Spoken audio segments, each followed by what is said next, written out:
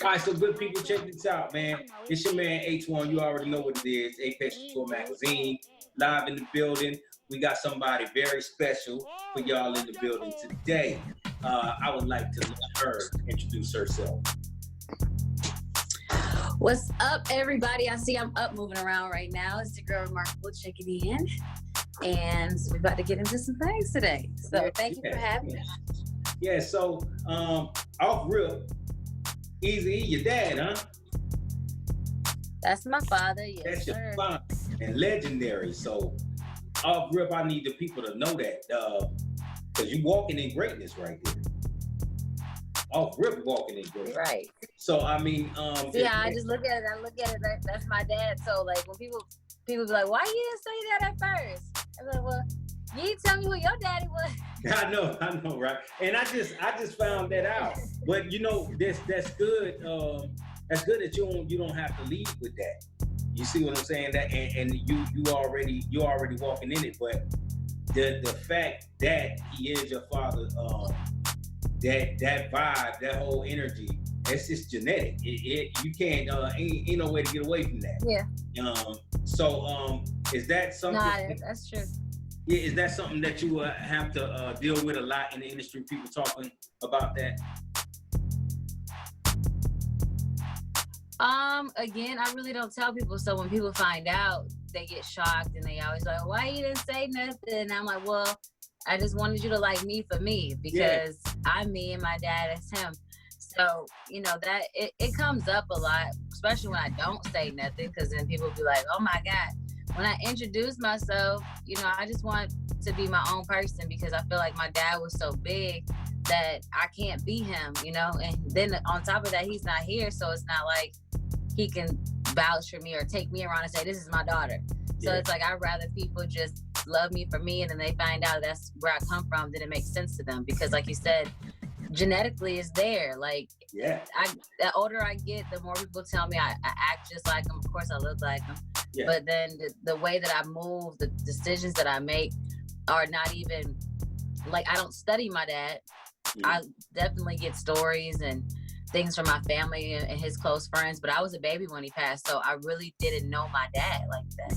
So it's like, genetics is crazy because even the way that I look, the way that I talk, the way that I do things, facial expressions, all that stuff, like it all comes from him, and it's just crazy. My mom gets mad sometimes, and she's like, "Well, you look like me today."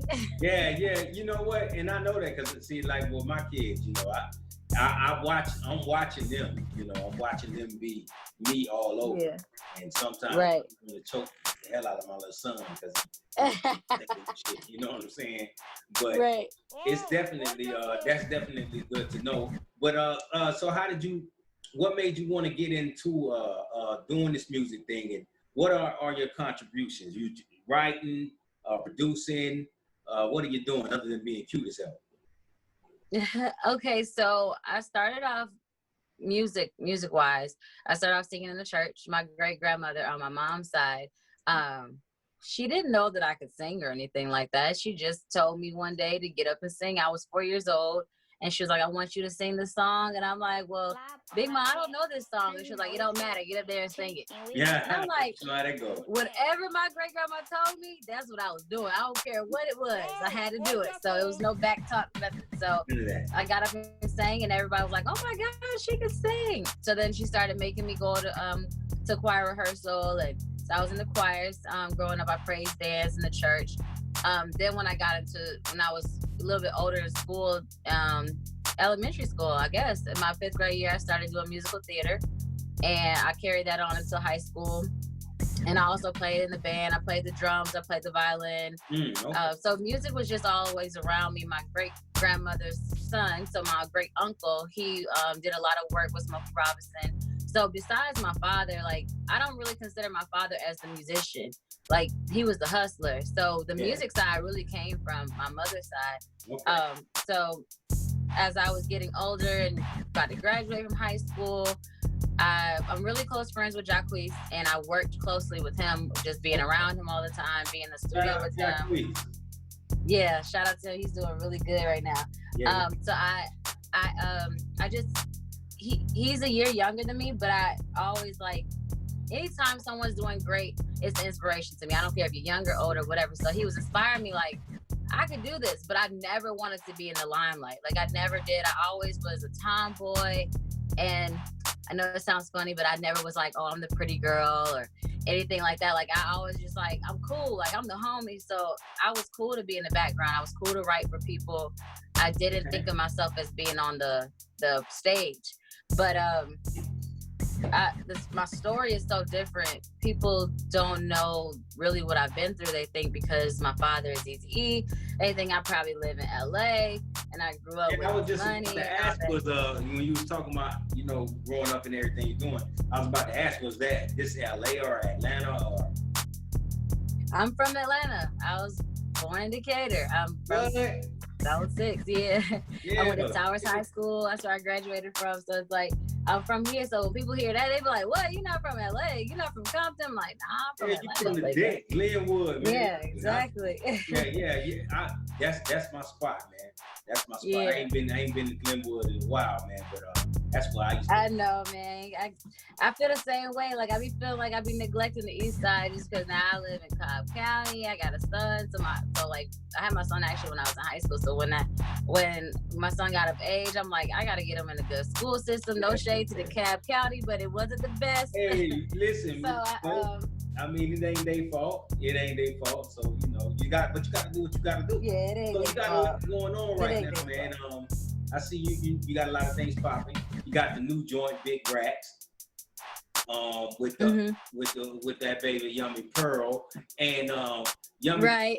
That's that baby. Check this out. When she was doing that time, I used to write her. You know what I'm saying? And she's for real? Oh wow, that's dope. Yeah. So you tell her to holler at me, man. Because since she been out, I don't know if I've reached out to her. You know, because I've been to prison before. You know what I'm saying? I did time and when people get out, you know, you want to try to let them get settled in and, you know, get at their family or whatever. So I don't recall if I ever reached out to her or whatever, but tell her Antoine said what up and to get at me from Apex Tour Magazine. I will, man. I'm so proud of her right now. It's like with this record, I made this record literally at 5 o'clock in the morning. My boyfriend is my producer. We've been together for 10 years. Okay. And when I started saying I want to be an artist myself and not just write anymore, I had my challenges with other producers as far as like making promises or I'm paying for beats and then they not, you know, delivering like they're supposed to. So he literally went to Guitar Center and was like, I'm gonna just learn how to make beats. He was a baseball player. He didn't know none of that stuff. Like I told somebody the other day, like he didn't even really know music. Like he knew like Trap Atlanta. But like I'm a music head. I listen to every genre, all artists, whatever. So like it was so funny because he was really serious. Like I'm just gonna make your beats. So I'm like, oh my God, he sucks. But now he has placements with almost every artist. He's working with almost every artist. He's working hand in hand with 30 Rock, the one that produced The Box, with Roddy Ricch. So so I tapped him at 5 o'clock in the morning. That night I was having a birthday party. I was having a little quarantine sleepover with only like 10 people. And I said, I want a song for my birthday party. He was like, what? I'm like, yeah, I want a song for my birthday party. He was like, what time is it? It was like 4:58. He was like, it's 5 o'clock. I was like, but I need a song for my birthday party. He was like, all right, what beat you want to use? You know, a beat you got the song written down? I was like, no, because lately I don't even write my songs down. I just go record them. So he was like, so what you trying to do? I was like, well, let's make a beat. He was like, oh my God. All right. So we get up 5 o'clock in the morning. We go in the studio. I co-produced it with him. I'm learning how to understand production as well. So me and him made the beat. At 6 o'clock, I laid the song down, but I left the verse open. And I'm like, Yummy gonna be at my party tonight because that's one of my close friends. Yeah. And I'm like, I'm gonna make her get on it. And not make her like that. Is just, I just see so much talent in her. Yeah. And I know the stuff that she's been through. Like, and I've been through so much. I done been in jail a few times. I done had downfalls. I done been through a lot. So I know what it's like to like get kicked down and then have to figure out how to come back up. And I'm just like, she got it, you know, and I'm not a hater. Like, I don't care if she blow before I blow or get bigger or whatever. It's like, I want to give her that opportunity. That's my friend. Like, that's somebody that I really deal with heavily. Like, I love people that are talented and that have a passion for music. No shade again to the people that just do it just because, but it's like, it's very limited people on this planet that still do music because they love it. I want to throw shade at the niggas that's doing it just because. He said, "Can I do that?" Yeah, I want to shade y'all niggas, man. Fuck that. If you ain't really, that's why the game is, the game is in a good and a bad place. You know what I'm saying? Right. Because a lot of things don't matter anymore. Yeah. As far as lyricism, that shit don't fucking matter. It don't. Niggas is trolling to drive traffic to their streams and shit like that. People's stories is false. They don't live up to who they really are, and then no one checks it no more. So I'm throwing shade at you niggas, man. I love it. I will throw all the shade at if you just doing this shit and you it's not your passion and you really ain't talented, man. It's you fucking the game up. Niggas like you need to fall on something sharp, man. For real. Like I got more respect for the writers nowadays than I do for like the artists, because it's like they're the real artists. Like I've been working hand in hand with London J. He's a writer and an artist. What's up with London J, man? I'm tired of waiting on this new album. What he doing? He just gets so like he literally gets calls back. Everybody. He writes for everybody. Every song you hear, it's either London J or Derek Milano, and both of them are cool. They both people, and it's like they write any song that you hear on the radio. I don't care if it's a verse, a hook, a cadence. It's them. That's London and that's Derek. Like both of them are killing the game right now, and that's probably the real reason why he ain't really put out his own project, a new one. Is because he's getting calls back to back. I don't even get to go eat with him no more. We don't get to go out and do nothing because he's always working. Man, listen, I've been rocking with London J music for years. You know what I'm saying? Yeah. I damn near got every mixtape. So I be looking for it, man, and I know he's writing for people, and I be bothering on Instagram like, bro, fuck that shit, man. Fuck them niggas, man. Drop that shit. How you do it. But he getting his money, and I definitely can respect that. He is. But it seems he definitely is. It seems to me like you surrounded by a lot of greatness. I mean, London J, come on, man. And that's genuine. Like people be like, well, why you don't have him? Like he's teaching me though. Like that's one thing that I'd rather someone teach me something than just give me something. So he's teaching me to become a better writer and a better artist. So like I do have a lot of good people around me. I mean, I got some of the best producers around me, some of the best artists around me, best writers. It's just I use them as my family and my support instead of using them to get to the next level. Because I see so many people use people, get to the next level, and then they forget about them and they forget that who helped you. That's like the name of the game these days, man. Yeah. Step on people. It's sad. I see so many like Instagram influencers become artists, and because they're popping, like someone like a London J may help you just because they want to, see you succeed, or this is what you want to do, and then they forget about you, or they don't give you the credit. If London write a song for me, I'm a writer. I can write, I can pen easily. That's not a problem ever. But if he write a song for me, I'm gonna say it. I'm not gonna be like, oh yeah, I write all my music. Oh yeah, I don't need help from nobody. Like that's a lie. Everybody, I don't care if somebody was in the studio. They've been people that said, oh, Ree, you should say something like this. Like say it this way. Like I say something, they be like, well, flip it this way, and then it sounds better. But ain't nothing wrong with that. That's the creative process of being in the studio. I used to rap. Yeah, I say I used to. I still can do it, but my time was I was in the late 90s, early 2000s era. That's when I was doing my thing. When the music was real? Yeah, the music was real. Like when we used to freestyle battle, like I shit on a nigga from head to toe. You know what I'm saying? That's what kind of right now why, a lot of people like, man, why you don't do it no more? It's because it ain't like that no more. Because niggas don't respect it. Niggas is dropping singles, right? And it's called a freestyle. And for me, when I hear the word freestyle, that means that this is improv, man. You going off the top of the dome. Exactly. I need you to talk about what's in this room right now. They dropping records. Something you wrote already. They dropping records called freestyle, and the nigga it's written. It's a song, and I'm like, I don't even listen to it when I come across them and I see such and such freestyle. I don't even listen to that shit because I know it's not freestyle. Yeah. And, you niggas call me an old head, like you an old head. I don't give a fuck, nigga. Shit, I'm 38 years old, about to be 40. I mean, I ain't running away from that, but there are just some principles I hold on to. It is. You know, and I see there are artists that are trying to get back to, you know, trying to get back to that. You know what I mean? But you got a lot of crazy shit going on. So I want to ask you this, because I'm having fun with you for some reason. What you think about this nigga 6ix9ine, man? Come on, let's talk about this dude. Man, oh my God, everybody want to ask me my opinion on that. You know, listen, you the first person I asked about it, and I had told myself I wouldn't talk about him. But the crazy thing is, we have to address allowing these fuck niggas and these agents in our genre of music. We gotta, we open our music, we open our shit up to everybody. White folk wouldn't even let Beyonce in the goddamn country. They wouldn't even let her in.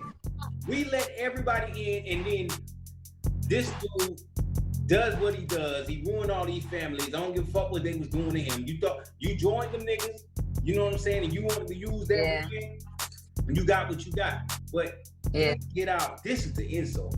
This motherfucker get out and is like in our face, like I'm a rat. Like fuck yeah. I'm like, yo, that's a big, and I'm talking about us as black people. I'm like, that's a big ass fuck you to us, man. But I was asking, you don't have to speak on it if you don't want to. No, I don't have a problem with speaking on it. It's just, I mean, I come from the hood. Like, I'm not, no, I always be saying no shade. No shade to my suburban people, but I come from the hood, and it's a code. It's just a code that you live by. When you get yourself associated with certain situations, it's like, you got to deal with that. No matter what. My little brother, he a year younger than me. He's doing a 10-year bid right now from a situation that he was associated with. Let the guy that actually did the attempted murder, everything walk free, because by codes, you can't speak on it. He got kids. My little brother got kids that I take care of now because he's not here. He's in prison. And it's like, he's not, we know to not snitch. He put himself in that situation. Man, listen, I'm gonna tell you like this here. You know what I'm saying? Cause see, I'm married and I got kids. I'm a family man now, right? So this is my thing about snitching. I ain't no snitch, but I'm a teller. I'm like the old lady, the old lady across the street. We watch everything in the neighborhood and shit. Now you come around here doing some dumb shit. Hey, get them niggas, get that nigga out of here. Shit. Right. Get y'all ass from around here. But like, when I was in the streets, if I'm in the streets, like I went to prison, I ain't never had a co-defendant. I don't even know what the fuck that feel like.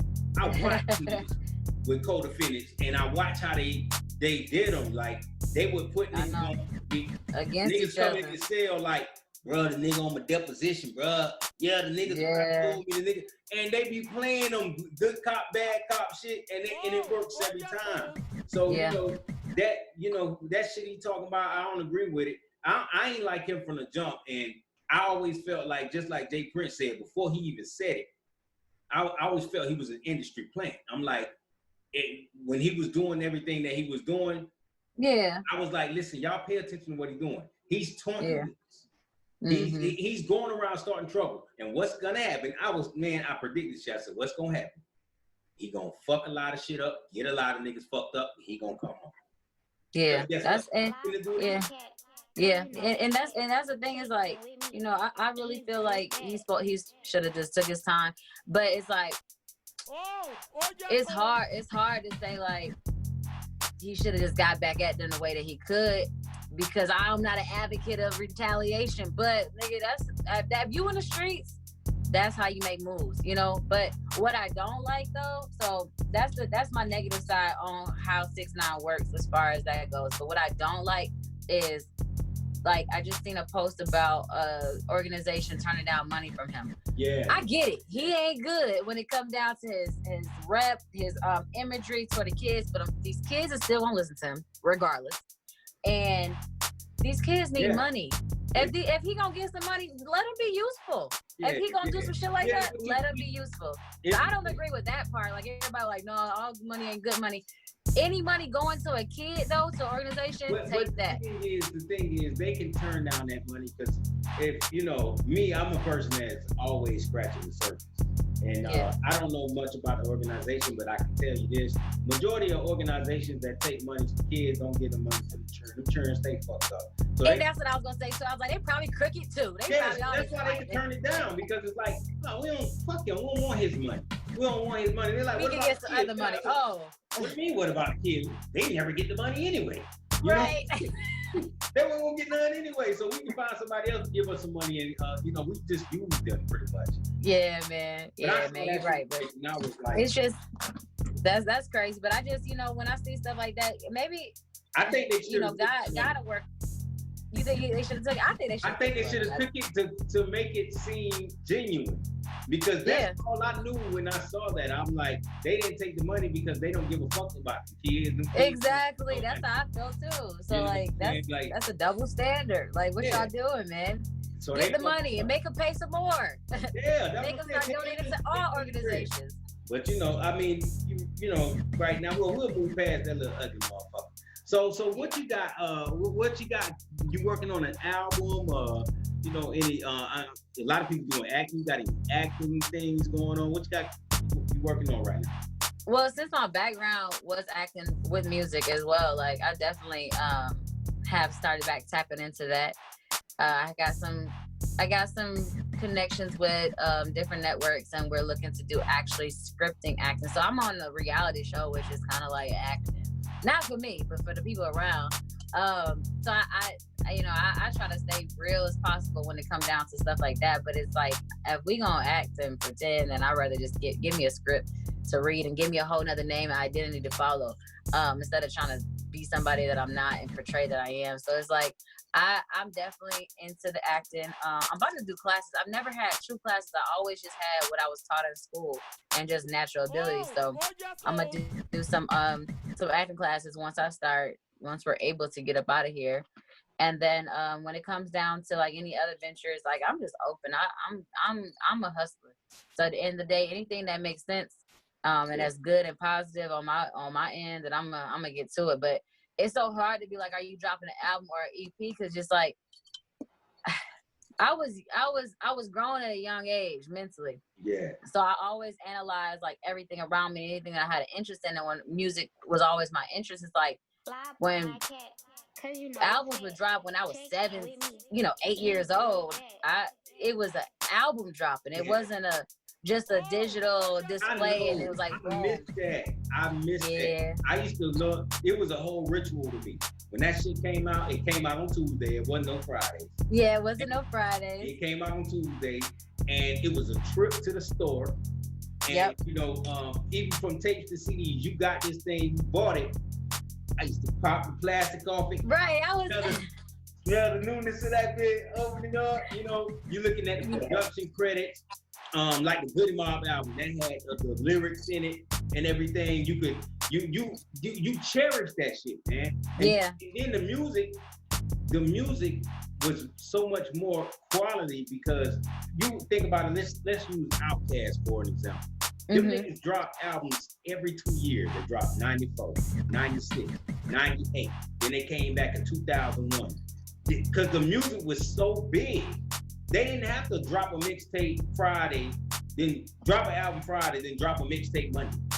Yeah. The game is oversaturated because it's not really about quality no more. It's about quantity. Nope, quantity. Mm-hmm. And they're probably about they're about to, what I'm hearing they're about to do.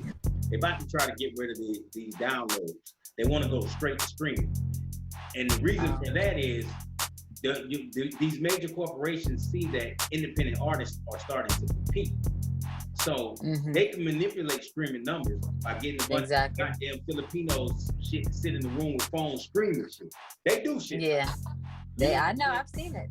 Yeah, so that's why they're leaning more towards the streaming. See, niggas don't be knowing what's going on. I let the cat out the bag every time. They don't give shit. Right. I'm not looking for them to give me anything. You know what I'm saying? Motherfuckers is talking about that little stimulus check and shit. I'm like, nigga, the government ain't never gave me nothing but prison time, court dates. Right. I ain't never seen, you know what I'm saying? Check. Good time. I didn't even look in the mailbox. My wife got one. I was like, I didn't get one. I want one. Man, listen, I ain't get one either. But I knew I wasn't getting one. I was like, right? Man, the government don't say my name too much around these motherfuckers. Yeah. Around to be at my door. You know what I'm saying? Right. But you know, I wanted to ask you this though: are there any artists that you haven't worked with or that you would aspire to work with in the industry? So when I get that question, it's like people think about song wise. I would pretty much do a song with anybody that's passionate about this music. Mm-hmm. But as far as work with, I think about, when I say work, I think about mentorship. So I would love to work with, like how you talk about Outkast. Like I would love to work with Andre. Like I just want to know how he thinks. He's my favorite rapper, by the way. Is he? Yeah. Like I want to work with the old heads. I'm not a hype beast. I want to learn the genuine, the quality, the real behind the music making. Like I wish that we had like YouTube back then when they was in the studio and recording, so we can like see the inside on how they would go about making a song. And like I love that. So could you imagine a session with 3 Stacks, man? As I'm saying, like that's the work with that I'm thinking. Like when I say I work with London J, like I work with him, I watch him record.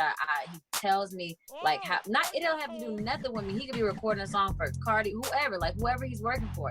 But that's me working. Like I'm learning, I'm being inspired, and I would work with like, man, I know people don't like my Kanye, but Kanye is freaking a musical genius. When it comes to he's a musical genius. I would never turn down an opportunity to sit down and pick his brain. And so it's a lot of old heads I would work with. It's a lot of passionate people that I still see that has a drive for music that I would do music with, as far as like collaborations, features, things like that. You know, it's a lot of bad, but it's still some people that's in this thing that still got some talent and that do have a passion for it. Like I know a lot of people talk about my light skinned king, Drake, but that nigga's talented. Like we can't take away from the fact that he's a marketing beast. He's a freaking creative. Like I would love to sit down and work with him. Like anything he do, go number one. The market on smash, man. He definitely has that going for him. Yeah. You know, I'm right now. It's a lot of artists right now that that may not be, mainstream, so to speak. That I'm rocking with. Like I'm fucking with Larry June real hard right now. I like that dude. You ever heard of Larry June? No, I haven't. Oh man, check Larry June out, man. I will. I love recommendations, man. Like that's how I found Ears. Like you know who Ears is? Yes. What's up? So I found Ears off of a homeboy. Was like, this is like years ago. It's like, man, Ears is hard. I'm like, who name is Ears? So when I started listening to him, I'm like, this like the new age Tupac. Like this is cold. He hard as hell, man. He cold. I love him. From him in a minute though. I think he hasn't put out too much. I mean, he's been dropping a little bit, but nothing like I think it was major. Like 2018, the last time he dropped that album, man. Yeah, because it was the Creed. He did the Creed soundtrack. But yeah, he's super dope. And then just the vibes, like he's just a good person. So it'd be just such a like, you be wanting those people to win so bad, but it's like the industry, like you said, so oversaturated. They want you to be the most extra. Listen, and that's the thing too. A lot of artists, I wouldn't say fall off, but fall back because they don't be with that fake shit. And a lot of shit they have. That's how Trouble was. you know Trouble. Yeah, so Trouble, like I got Trouble. He been rapping his butt off for forever. And then one year he just like, I ain't doing this no more. This shit gay. He was like, these people. Yeah. But like the people around him had to like, we always just like, man, you are so talented. Like Trouble go in the studio and he can do it in his sleep, lay a song down without no problem, without no pen, no pad. That third little album is what's up. I got it.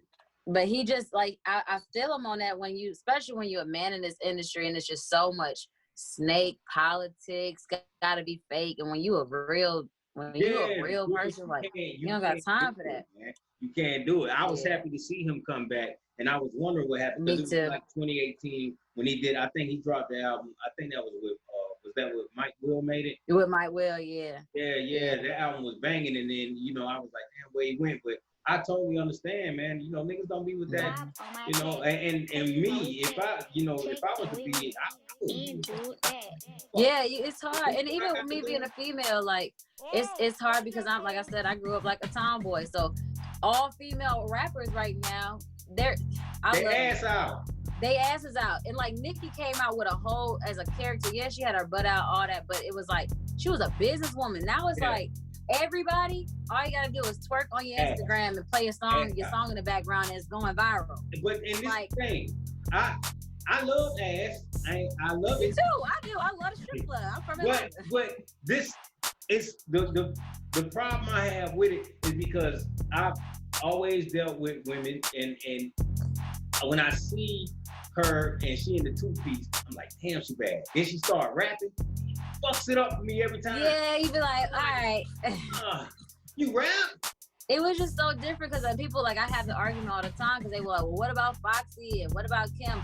But it was like, when you think about their music, they was saying some provocative shit, but they was killing it. And they was skillful. Like, they was skillful with it. Yeah. And then they did show skin. It was more tasteful, man. It wasn't. Yeah, it was. It wasn't just like pop out, turn my ass around, ass clap. Right. Ass clapping first, and then she start rapping. See, that's the thing, because if your ass is clapping, I'm like, okay, well, this is what's happening. Then you turn. Right. I don't give a fuck. I'm gonna tell you, how you spit. I don't care how you spit. When your ass cheeks is clapping, once you start rapping, I don't even hear that. I'm not listening. I'm like, why you keep doing that? Keep doing what you were doing the first time. Because it's hard for me to take it seriously, even if you got bars. And I don't want anybody see this interview and saying I'm not, if you can spit, do your shit, Yeah. Or do both, but figure out a creative way to do both. So that's what I'm about. It's because like, do both. What it does is it cheapens it. It waters it down. Mm-hmm. Because either you want us to focus on your skills of rapping or you want us to be looking at your ass. We can do both. But as a man, I'm gonna tell you right now, as a man, we love your ass more than your bars. Yeah. We love your ass more than your bars. If you clap that ass first and start spitting, you gonna have to rely on. I'm coming for the ass all the time, every time. And you better rely on, and the women will back you up. But you because I'm trying to think right now of a female artist that I can listen to. That I can really listen to. Yeah, that's not like, to be real, like, I mean, the last female rapper of this past decade that I can honestly say that I would listen to is Nicki, as far as a consistent go song by song. But I do have my favorites. Like some songs that Cardi make, I like them. Some songs that Megan make, I like them. But it's like, I sit here and listen to a full album? I don't know if I've given that trust back to artists yet, and I really haven't tried it. I'm not saying that I can't listen to the whole Megan album because I it's a possibility, but it's like it's so oversaturated with a certain type of sound from the women that I would rather sit down and listen to Rhapsody or somebody like that. Rhapsody. So it's like I like the what's her girl name? Saya. I ain't heard her name. Oh yeah, Saya too. And it's like, well, then the kind of more tomboy or stud, like, Young M.A, like, she hard as hell, but she's never gonna be like the focal point of the female artist. Like, nobody's gonna consider that, even though that's what she is. And I like Young M.A because she can spit. But you know what I'm saying? Like, I understand, in these times things are different. Yeah. Women want to be men want to be women. I don't give a damn, that shit don't make sense to me. But when she spitting and she talking about how she dicking the bitch down, I'm just like, ow. It is like, oh God, so it's just it's so different because people are you're so able to be open in who you are. That's why I guess like with being selective on music nowadays, it's a little different because I can really just choose to listen or not listen. Like back in the day, it was like everybody was pretty much cultured to be who they were, but then to not overstep too many crazy ass boundaries. Yeah. So it's different, man. Yeah. I think right now, certain things that are being people are living vicariously through the music. And it's like, if I can't, my problem is if I can't relate to it, I can't really, you know, especially being a grown ass man, you know, with a wife and kids. Right now, artists that are talking, artists that would speak more about buying stock, real estate, buying back the hood, and, you know, things like that, that shit gonna catch me. That's why I was talking about Larry June. You know, he speaks about a lot of things like that. I love Dirk. You know, Dirk a street nigga. But you know, he has a lot of values in the street codes in his music. You know, it's really grown up. Shit like that, that's what I can relate to. All that all that other crazy ass shit that, you know, they just be talking crazy. I just can't. I can't relate. And that's a real statement. Like, I listen to music that I can relate to. Like I said, I just consider myself as being like a cute, pretty girl, like being girly. Like, I never got my nails done until after I was 19, 20 years old. Like, I just started all this. So I guess that makes sense, because if it didn't resonate with me, then I wasn't listening to it. So like, let me refrain when it come down to like listening to Megan and Cardi. Like, I don't consider myself like them, and it's dope that they so into themselves and they feel like they beautiful. I just don't resonate with that, just because I always was that nigga. Like, when I'm in a studio session, say if I'm in a studio with Trouble, people may think, oh, she's a pretty girl, she probably one of the girls they dealing with, but it's never the case. When the person comes to the studio, I get right up and like, hey, I'm Reemarkable. So they know that I'm not a studio girl. I'm like, people respect me as a woman about business, and they never, like, I never really get myself in a situation where people be like, oh, they try me on some, oh, you just a female in the industry. Like, you know what I'm saying? Like, so I guess when it comes down to like their music is like, they're so sexy with it, which is, I look at it like, damn, they beautiful. Like, wow, I wish. I just had a video shoot. Me and Yummy Pearl just shot the video for Big Racks. What? And they was like, well, we need you to dance, Reed. And I'm like, I don't do that. I don't do that. You know, I'm glad to, that's good to know. I'm glad to hear that, man. So that makes me definitely look forward to, you know, what you got coming up. I can't wait for the video. You want to, when the video gonna drop, or you want to keep that on the video right now? Oh no, we trying to drop ASAP, because I'm trying to keep it rolling. Because honestly, I want to throw a third feature on there, another female artist, and I want to. The next video that we do for it gonna be a little crazy, so I don't want to spill all the beans for that one. But I am looking for a third feature for it, and so we're gonna drop the video ASAP as soon as it's ready, pretty much. So I'm gonna do a little promo behind it. Just have, you know, y'all get at me, and I make sure I embed it in the article for this in the magazine, and make sure that everything, as a matter of fact, I'm gonna make sure everything about you, all of your links, social media, Twitter, Facebook, Instagram, all of that is gonna be in the article for the people. So I appreciate that. Yeah, add Yummy in there, add her little link. Oh yeah, add the producer. If you you know what? If you go to I can't do that in this. If you go to Yummy already got, I think she got like 3 mixtapes in my joint. Let me see something real quick. I'm just gonna go to my site real quick. You can see that? Yeah, I can see it. Shout out to Jordan Pauline too. She doing her thing. Let me see what come up when I type. Oh, she's pretty. Yeah, she's an artist too, man. She matter of fact, she's #1 right now. She R&B already? Yeah, R&B. Yeah, R&B. Okay. I think she's still rapping. I'm gonna have to check her out. That's why I listen to R&B artists ASAP. That's what I love. I love that. I'm the same way. Soon as if I can be scrolling, never heard the music, and if I see a female face and I click on it and she starts singing, I'm like, yes. Yes, yeah, I love me too. She started rapping, I'm like, fuck. Okay, let me hear it out. But they go Yummy Pearl right there. That's the countdown. The countdown too. Yeah. Okay, and that's so Coca Vango. I don't know why he popped up in. Okay, they go to countdown 3. And that video gone. So, but yeah, she in there. She in there a couple of times. She in there a couple of times. Yeah, that's my dog. That's my dog. So make sure you tell her that till I said what's up. Well, I ain't want to hold out. We was doing it. I know we can talk all day, okay? Yeah, we might do a little podcast day, okay? Yeah, that's what I'm talking about, man. I really appreciate that, you know, that we can talk like that. And I like to, you know, like I tell my people and my subscribers, y'all, once we do this, I like to keep them abreast of everything you're doing. So I stay on top of whatever you got going on. And okay. This point on, it'll always be in the magazine, you know what I'm saying? And who knows, you can be on the cover one day. Whenever you want to do that, holla at me, man. We do a couple. Hey, let's do it. Hey, I'm ready. I be ready to work. That's all I like to do is work. Okay, cool. Well, I'm gonna let you go. Are there any shout outs? Anybody you want to shout out before you get up out of here?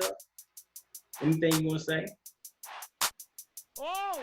Again, I want to shout out Yumi Pearl for blessing my track, and then my producer, A Major, and just everybody, my team, my whole team. They know who they are. So, and shout out to you too. Shout out to Zeno for setting this up, and shout out to you for having me. And we gonna look when it come down to relationships. I keep my relationships forever. So word. I want to give a shout out to Zeno. Shout out to the Fleet DJs, the whole conglomerate, Fleet Models. And, you know, it's always Apex Couture magazine, man. So we're going to stay riddled with it all day. All right? So always. Let's be ready to share this, man, and let these people know what we got going down. All right, bet. Well, I'll talk to you soon. Okay. All righty.